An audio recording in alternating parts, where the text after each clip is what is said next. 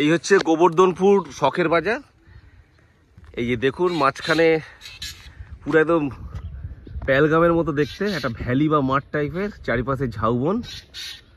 এখানে শুধু পাহাড়টাই নেই, নির্জন বীচ, একটা জি প্লট। এই দেখুন চারিদিকে নদী নালা, বাবলা গাছ, ঝাউ গাছ ভর্তি। এখানে আমরা এই হোমস্টেতে ছিলাম, মাইতি গেস্ট হাউস।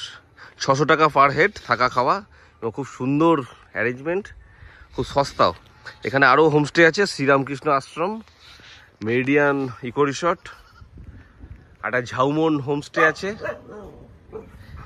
এই হচ্ছে আমাদের থাকার রুম।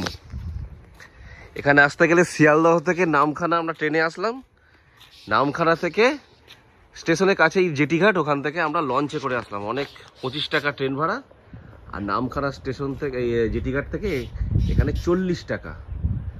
ওই 1 ঘন্টা 50 মিনিট বা 2 ঘন্টা মতো লাগলো। এই দিকটা হচ্ছে সি বিচ, 7-8 মিনিট হাঁটলেই সি বিচ।